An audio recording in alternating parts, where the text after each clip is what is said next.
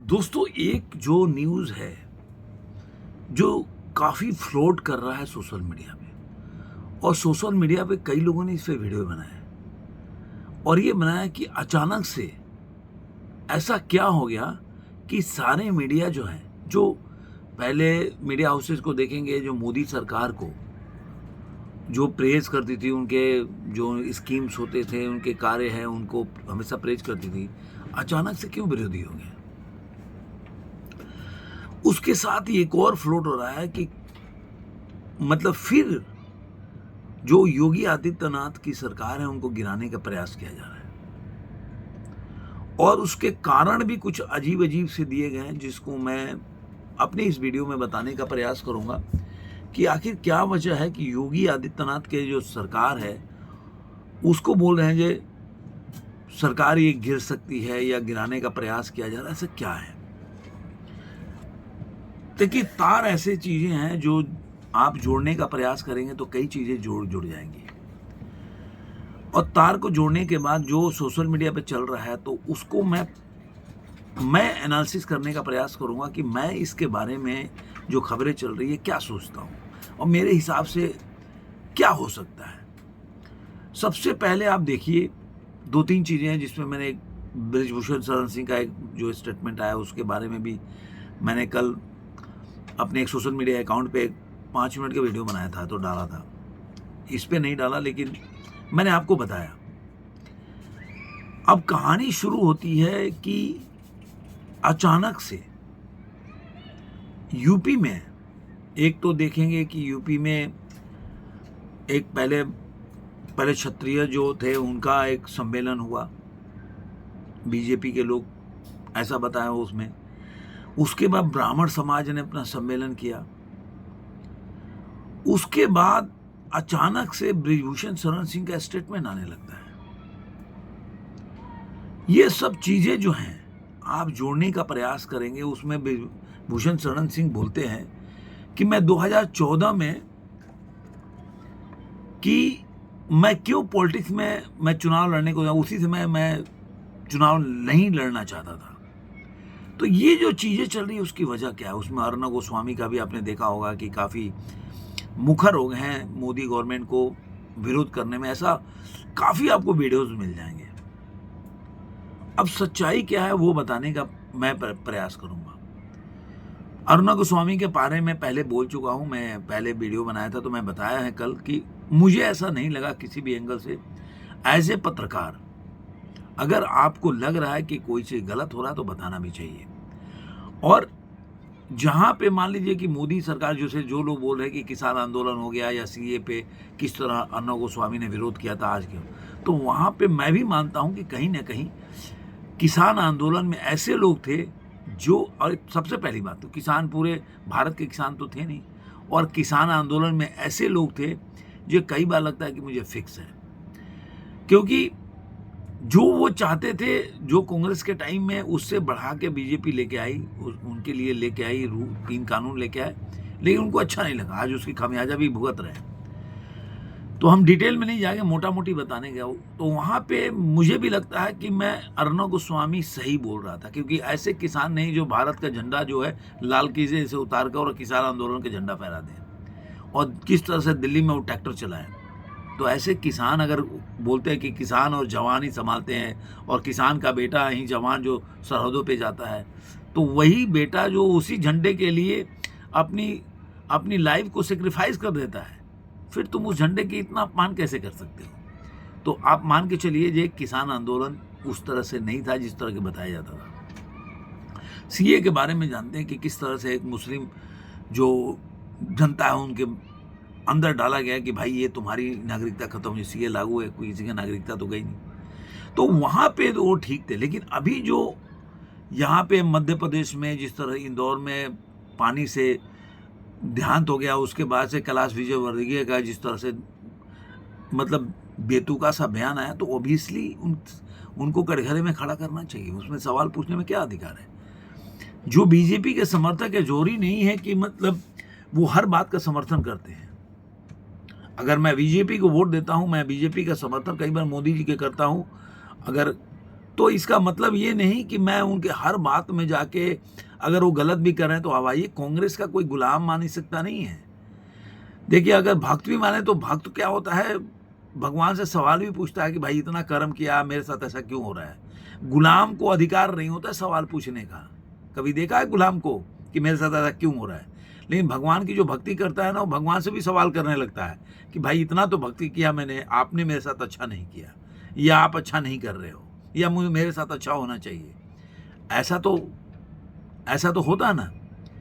तो अगर बीजेपी का, अगर मान लीजिए कि बुराई उन्होंने किया कि जहाँ पे जो अरावली का जो पर्वत श्रृंखला है, अब देखिए मोहन भागवत जी ने भी बोल दिया, अब उसको भी वो लोग निकाल के दिखा रहे। देखो मोहन भागवत में फिर टशन चालू हो गया कि मोहन भागवत और जो संघ और बीजेपी में वो सब चालू हो गया। एक तो देखिए मोहन भागवत जी जो हैं, वो जो बोलते हैं मुझे आज तक समझ में नहीं आया। इसके पहले वाला चुनाव अगर बीजेपी, अगर बिहार में बहुत बड़ा डेंट किसी को मिला तो मोहन भागवत जी का बयान था आरक्षण वाला, उसकी वजह से बहुत डेंट हुआ। मैं बिहार का रहने वाला हूँ, मैं कई बार इस बात को बोल चुका हूँ आपको कि मैं एज ए बिहारी बोल रहा हूँ कि बहुत ज़्यादा नुकसान हुआ था मोहन भागवत जी के इस बयान से। और उस उम्र में होकर, इतना एक्सपीरियंस आदमी होकर, और मंच से इस तरह का आप स्पीच देंगे और जनता आपको ऐसे ही छोड़ देगी, तो उसका खामियाजा तो भुगतना पड़ा बीजेपी को। अब अचानक से मोहन भागवत जी भी अगर मान लीजिए आपको कुछ लग भी रहा है, तो अरावली में आप अगर मान लो आप बीजेपी के साथ खड़े हो, तो आप मीटिंग में बोल सकते हैं। तो अगर आप बोलते हैं ना, घर फूटे तो गंवार लूटे, तो जब इस तरह का आप जाके कहीं अगर पब्लिक प्लेटफॉर्म पे बोलोगे तो लोग सवाल उठाएंगे और लोग इसको भुनाएंगे भी, जो विरोधी हैं बीजेपी के वो भुनाएंगे भी। तो मैं अर्नब गोस्वामी को अगर सिनारियो में देखें तो मैं नहीं मानता कि अर्नब गोस्वामी कोई ऐसा, क्योंकि उन्होंने बंगाल के चुनाव के एनालिसिस भी किया कि बीजेपी के वहाँ जीत सकती है, तो वहाँ पे उन्होंने बीजेपी को एज भी दिया और काफ़ी अच्छे से एनालिसिस किया। तो आप इसको नहीं बोल सकते कि अगर 2 जगह विरोध कर दिया तो 2 जगह 2 ऐसे शब्द बोल दिया, 2-4 अर्नब गोस्वामी चिल्ला कर बोलते हैं तो उनको समझ में नहीं आता कब क्या बोल जाते हैं। जैसे उद्धव ठाकरे के लिए जिस तरह का लैंग्वेज यूज कर रहा है, ठीक है आप बोलो, लेकिन उस तरह का लैंग्वेज यूज नहीं करना चाहिए। मतलब किसी भी के लिए आप इतने बड़े एंकर हो और इतने बड़े मतलब पत्रकार हो, जर्नलिस्ट हो, उसके बाद आप किसी भी नेता के लिए इस तरह का मतलब ओपन चैलेंज नहीं करना चाहिए टीवी पे। वो मुझे लग रहा है कि थोड़ा सा कोई लड़ाई कुश्ती थोड़े ना करनी है नेता के साथ। आपको किसी की बुराई लगती है तो आप बुराई कर सकते हो कि उनका काम ठीक नहीं है उद्धव ठाकरे का, लेकिन आप उस तरह का नहीं बोल सकते, ऐसा मेरा मानना है। और उनके साथ वैसा होना भी नहीं चाहिए जैसा उनके साथ हुआ। दोनों चीजें हैं। अगर उन्होंने बोल दिया तो फिर मतलब ग्रेसफुली उसका जवाब देना चाहिए जो शिवसेना जो उद्धव ठाकरे का है, लेकिन वो उनके साथ जो हुआ वो भी ठीक नहीं हुआ। तो कहने का मतलब है क्या है कि ये चीजें ऐसी है जो बड़ा थिन लाइन होता है कि आप जर्नलिस्ट है तो बोलते समय भी आप संयम का पालन करें। तो अर्नब गोस्वामी आवेश में बोलते हैं और जब वो बोलने लगते तो उनको समझ में नहीं आता है कि क्या बोल गए। तो उस चक्कर में वो 15 करोड़, इसके पहले भी वो तक वाले बोलते रहते हैं, तो वो पहले से बोलते रहते हैं। उस समय मोदी जी तो तक पे भी जाते थे और इनके भी चैनल पे आते थे, तो उस समय वो तभी तो तक वाले बोलते थे। अब इस समय सुधीर चौधरी का इनडायरेक्टली आना, तो इसमें कौन सा बड़ा बात है। अगर मोदी तो तक वाले पे भी जाते हैं और दिन भर तक वाले को ही अपशब्द बोलते रहते हैं, दिन भर पानी पी के कोसते हैं, तब वो अगर तक वाले की बुराई कर रहे हैं तब उसमें मोदी जी तो उनके यहाँ खूब जाते हैं। अरुण पुरी को उन्होंने बोला था कि मेरे से मिलने आते हैं, तब उनको क्यों नहीं बोला गया कि नहीं भाई अर्नब गोस्वामी वहाँ गलत है। तो ये सब चीज़ें है ना, नैरेटिव अपने हिसाब से कोई भी सेट कर देता है। अब आते हैं उत्तर प्रदेश में। उत्तर प्रदेश में जो हुआ, तो पहले वाले में जहाँ तक मैं जानता हूँ कि जो ठाकुर लोग का हुआ था उसमें केवल बीजेपी शामिल नहीं थी, उसमें समाजवादी पार्टी, बीएसपी, जितने भी इन पार्टियों में ठाकुर लोग थे उन्होंने एक मतलब वो बनाया था और वहाँ पे मीटिंग में गए थे वो लोग। मैं इसको भी गलती मानता हूँ क्योंकि देखिए समाजवादी पार्टी और बीएसपी जो है ये कास्ट के ऊपर राजनीति करते, लेकिन बीजेपी को कोई कास्ट की वजह से वोट नहीं देता। बीजेपी को लोग हिंदुत्व के और राष्ट्र के ऊपर वोट देते हैं। तो बीजेपी के नेताओं को चाहे किसी भी जाति का हो, अगर जाति धर्म कोई भी कम्युनिटी से बिलोंग करता है, उसको बीजेपी में लोग राष्ट्र के और हिंदुत्व के नाम पे वोट देते हैं। तो उनको ऐसे जगहों पे जाने से कतराना चाहिए। उस समय बीजेपी ने एक्शन नहीं लिया, लेना चाहिए था। फिर जो ब्राह्मण लोगों ने किया तो उसके बाद से बीजेपी के मंत्री बहुत बड़े नेता है वो, तो उसके बाद बीजेपी ने एक्शन लिया। तो आखिर ये अचानक से 2027 के चुनाव के पहले क्यों होने लगा?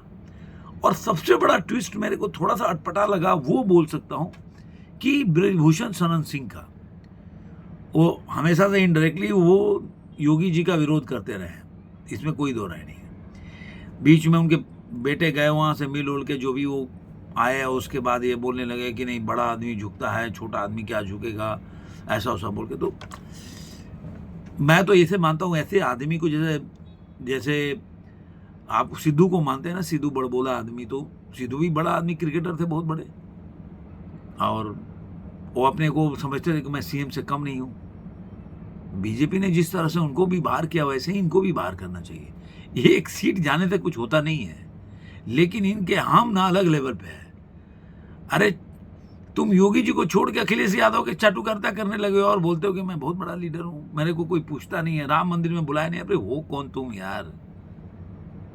जिन राम मंदिर को जाना चाहते हो, जो बोला कि बुलाया नहीं, उस राम मंदिर का दिन भर अखिलेश यादव पानी पी का अपमान करते हैं।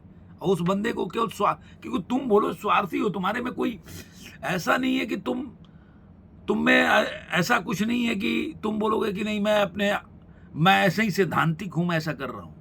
स्वार्थी हो तुम, स्वार्थी इन द सेंस हो कि मतलब तुम्हारा कोई सिद्धांत नहीं है।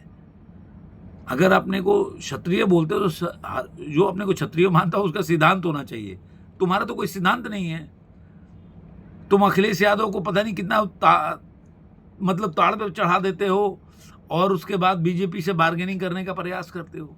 तो तुम्हें अगर तुम्हारे इतना ही अपमान हो रहा है तो तुम चले जाना चाहिए समाजवादी पार्टी में, जहां तुम्हारी इज्जत हो रही है। तो अब इतना बड़बोलापन जो बोल रहे हैं ब्रजभूषण शरण सिंह, तो किसके दम पर बोल रहे हैं? उन्होंने नाम भी लिखा कि 2014 के पहले ही मैं छोड़ना चाहता था, तो अमित शाह ने रोक लिया। अब ये जो अमित शाह ने रोक लिया, तो क्या अमित शाह इनको पंच कर रहे हैं कुछ बोलने के लिए? क्योंकि अब नेक्स्ट इलेक्शन जो होगा वो पीएम के कैंडिडेट पे बहुत बड़ा प्रश्न चिन्ह है कि मोदी जी रहेंगे कि छोड़ देंगे। तो मोदी जी के बाद, या छोड़ेंगे भी नहीं, तो मोदी जी के बाद कौन कंटेंडर कौन होगा? योगी जी के अलावा कोई नहीं दिखता, और अमित शाह का, और कोई तो मेरे को नेता नहीं दिख रहा है। योगी जी को जनता मानती है, और अमित शाह अपना दावा ऐसे बोल सकते हैं जैसे गृह मंत्री दावा करते हैं। अब देखिए खटपट क्या है नहीं है वो मैं तो नहीं जानता, दोनों आदमी में खटपट है कि नहीं, लेकिन ऐसे चीजें जो होती है ना, ब्रजभूषण शरण सिंह जब ये नाम लेते हैं और फिर अमित शाह का नाम लेते हैं, तो ये कहीं ना कहीं बीजेपी को सोचना चाहिए। ऐसे चीजों को हवा देते हैं और ऐसे लोग दुश्मनों के, दूसरी पार्टियों के गोद में खेल रहे होते हैं, दूसरे पार्टियों का एजेंडा चलाते हैं बीजेपी में। तो इनके खिलाफ ना सख्त कार्रवाई करनी चाहिए, ऐसा मेरा मानना है कि ऐसे लोगों को निकाल बाहर करना चाहिए। नहीं तो आप राम से तो बड़े हो नहीं, आप बोलते हो कि आपका अपमान हो गया, तो भले आप सोचो कि दिन भर वो मतलब बोलते हैं कि अवधेश पासी हमें अयोध्या का राजा है, मतलब प्रभु श्री राम राजा नहीं है, और तुम उसको बैठ के 3 बार तारीफ करोगे क्योंकि मेरे बारे में कुछ नहीं बोला तो बड़ा महान आदमी है। तो इसका मतलब ये दर्शाता है कि आप बहुत बड़े सेल्फिश आदमी, स्वार्थी इंसान हो। आपके लिए धर्म सनातन कुछ भी नहीं है, आपका कोई सिद्धांत नहीं है। आपको कोई 2 पद दे देगा, 2 चीज दे देगा, घर पे बुला के कोई आपको चाय पिला लेगा, आप खुश हो जाओगे। भाई पैसा 100 गाड़ी दिखाने से कोई आदमी बड़ा आदमी नहीं हो जाता है, ऐसा मैं नहीं मानता। मैंने उस समय भी जब प्रोटेस्ट कर रहा था तो इस बंदे को मैंने सपोर्ट भी किया था, एक तरह से इनडायरेक्टली देखा जाए कि भाई छानबीन होना चाहिए, प्रोटेस्ट करने से ऐसा नहीं हो जाता। लेकिन मुझे ऐसा लगता है कि बेपिंदी के लोटा बंदा है। तो ये चीजें थी, मुझे लग रहा है कि देखिए कुछ ना कुछ मिसकम्युनिकेशन हो रहा है, इसको बीजेपी को ही ठीक करना चाहिए, जिसकी वजह से ये चीजें जो सोशल मीडिया पे चल रहा है और ये 2024 के पहले का जो सिनारियो था वही क्रिएट होने लगा है। ये आप देखेंगे ये बीजेपी के खिलाफ जो है उनके अपने ही घर के लोग बाहर में भेद खोलते थे, अब घर का भेदिया वो सिनारियो फिर हो रहा है। मुझे लग रहा है कि समय रहते इस पे नकेल नहीं कसा बीजेपी ने तो नुकसान हो सकता है। आपको ये वीडियो कैसा लगा जरूर बताइएगा। धन्यवाद, और फिर मिलेंगे किसी और वीडियो में। आज के अंक में इतना ही।